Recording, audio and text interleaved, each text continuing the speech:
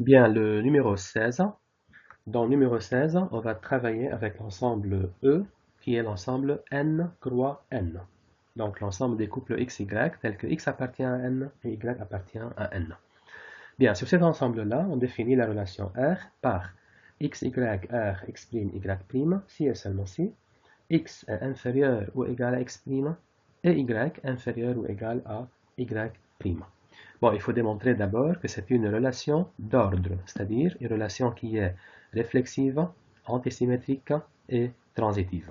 Bon, ici les choses sont assez simples. Pourquoi la relation est-elle réflexive? Il faut montrer que, quel que soit x, y dans l'ensemble E, E ici c'est l'ensemble n croix n, on a x, y, r, x, y. Or, quand est-ce que x, y, r, x, y ici? Lorsque x est inférieur ou égal à x et y est inférieur ou égal à y. Est-ce que ceci est vrai? Bien sûr que oui. Donc, comment on écrit maintenant la démonstration? On écrit, quel que soit x, y dans E, ou dans n croix n, on a x est inférieur ou égal à x et y est inférieur ou égal à y. D'accord? Donc, quel que soit x, y dans n croix n, qu'est-ce qu'on a? x, y, r, x, y. Ok, donc corrigez ça ici. Hein, corrigez cette erreur. X est inférieur ou égal à x et y inférieur ou égal à y. Première composante inférieure ou égale à la première composante et deuxième composante inférieure ou égale à la deuxième composante. Donc la relation est réflexive. Deuxièmement, la relation est antisymétrique. Comment on démontre ça? Il faut démontrer que pour tout x, y et x', y' dans n croix n, si x, y, r, x', y' et x', y', r, x', y, alors il faut démontrer que le couple x, y est égal au couple x', y'. N'est-ce pas? C'est-à-dire x égale x' et y égale y'. Supposons donc que x, y, r, x', y' et x', y', r, x', y. Bon, par définition de R, qu'est-ce qu'on obtient? X inférieur ou égal à X' et Y inférieur ou égal à Y'. Et X' inférieur ou égal à X et Y' inférieur ou égal à Y. Donc, qu'est-ce qu'on a alors? X inférieur à X' et X' inférieur ou égal à X. Donc, on a l'égalité. X égale X'. Et de la même façon, Y égale Y'. Autrement dit, le couple XY est égal au couple X', Y'. OK? Donc, finalement, il faut démontrer que la relation est transitive. Alors, considérons trois couples dans n croix n, trois éléments de n croix n, x, y, x', y' et x seconde, y seconde. Si x, y, r, x', y' et x', y', r, x seconde, y seconde, alors, qu'est-ce qu'on a? X est inférieur à x' et y est inférieur ou égal à y'. Et d'autre part, x' est inférieur ou égal à x seconde et y' est inférieur ou égal à y seconde. N'est-ce pas? Donc, qu'est-ce qui se passe alors? X inférieur ou égal à x' et x' inférieur ou égal à x seconde.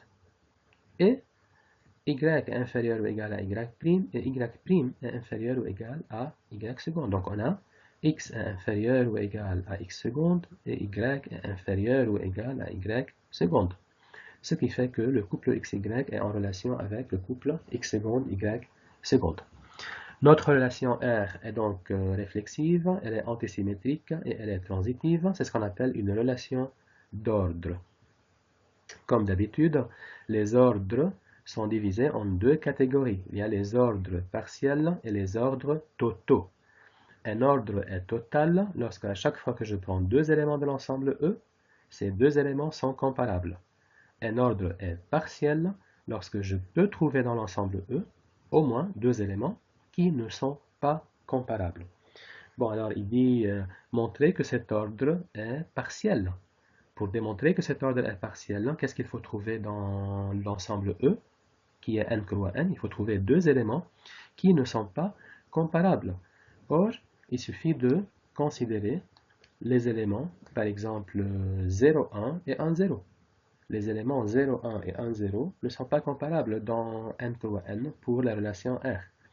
Bon, ici, qu'est-ce que j'ai pris comme exemple? J'ai pris, il me semble, un autre exemple. J'ai pris 2, 3 et 1, 4. Regardez. Est-ce que 2, 3 est en relation avec 1, 4? Non, parce que 2 n'est pas inférieur ou égal à 1. N'est-ce pas? Donc, le couple de 3 n'est pas en relation avec le couple 1, 4. Bon, est-ce que le couple 1, 4 est en relation avec le couple 2, 3? Ben, non plus, parce que il est vrai que 1 est inférieur ou égal à 2, mais c'est pas suffisant. Est-ce que 4 est inférieur ou égal à 3? Non. Donc, dans n croix n, nous avons trouvé deux éléments incomparables. Alors, c'est très suffisant pour dire que l'ordre est partiel. Bien sûr, on peut trouver d'autres exemples comme 0, 1, 1, 0, comme le couple, par exemple, si vous voulez, 2, 3 et 1, 5. 2, 3 et 1, 5 sont aussi deux éléments incomparables pour la relation R en question. Bon, après, on considère l'ensemble A qui est formé par les éléments 0, 1, 1, 0 et 1, 2. Et pour cet ensemble A, il faut trouver les éléments remarquables. Alors, je vous rappelle, quels sont les éléments remarquables? Ben, le plus petit élément, le plus grand élément, les éléments minimaux, les éléments maximaux, et la borne supérieure et la borne inférieure. OK?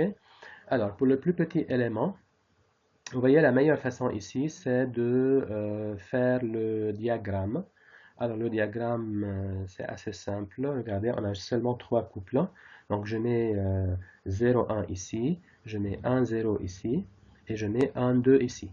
Bon, entre 0, 1 et 1, 0, entre 0, 1 et 1, 0, il n'y a pas de relation. Ils sont incomparables.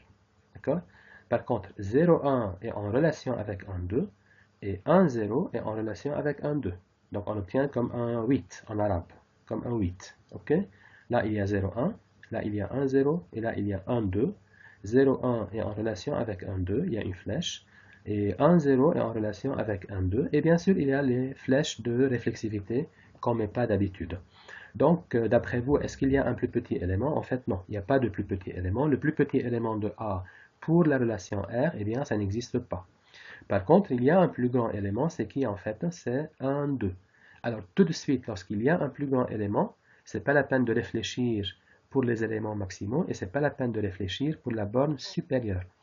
Lorsque je trouve que le plus grand élément c'est 1, 2, d'après les remarques qu'on a faites la dernière fois, tout de suite, qu'est-ce qu'on dit?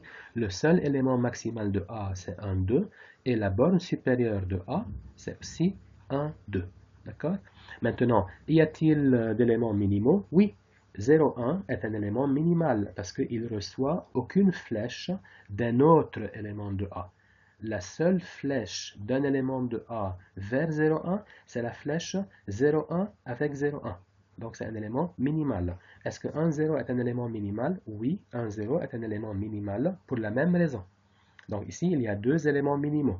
Est-ce que 1, 2 est minimal? Bien sûr que non. 1, 2 n'est pas minimal. Pourquoi? Ben, il y a quelqu'un qui est en relation avec lui. Regardez, 0, 1 est en relation avec 1, 2.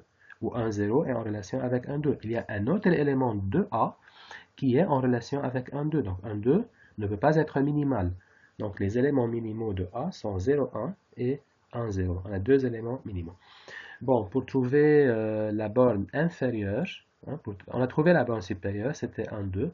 Pour trouver la borne inférieure, ben, on va trouver d'abord les minorants. Parce que vous savez que la borne inférieure, c'est le plus grand des minorants pour la relation R. Donc, je trouve les minorants et après, je cherche le plus grand minorant parmi eux pour la relation R. S'il existe, hein, parce que parfois la borne inférieure, ça existe, parfois ça n'existe pas. Ben, ici, ça va exister en fait. Hein, regardez. Quels sont les minorants de A pour la relation R? Si un couple AB dans n croix n est un minorant de A pour la relation R, qu'est-ce que AB doit vérifier en fait? Il doit être en relation avec les trois éléments. AB est en relation avec 0,1, AB est en relation avec 0 et AB est en relation avec 1, 2. N'est-ce pas? Donc, AB doit être en relation avec tous les éléments de A. Bon, en particulier, AB est en relation avec les éléments 0, 1 et 1, 0. Regardez, si AB est en relation avec 0, 1, donc impérativement A est inférieur ou égal à 0. Et là, si AB est en relation avec 1, 0, impérativement B est inférieur ou égal à 0. Mais attention, A et B par hypothèse sont positifs, puisque c'est des éléments de n. Donc, qu'est-ce qu'on a automatiquement? A égale à 0 et B égale à 0. Donc, qu'est-ce qu'on a démontré ici? Si AB est un minorant de A pour la relation R, alors qui est le couple AB? C'est 0, 0. Est-ce que 0, 0 est vraiment un minorant? Bien sûr, parce que 0, 0 est en relation avec 0, 1, et 0, 0 aussi est en relation avec 1, 0. Bon, qu'est-ce qu'on constate ici en fait? On constate que 0, 0, le couple 0, 0, est le seul minorant de A dans n croix n pour la relation R. Bon, si on a un seul minorant, ben, la bonne inférieure, il ne faut pas réfléchir, et ben c'est le couple 0, 0. Donc, conclusion, nth de A dans n croix n, c'est le couple 0, 0.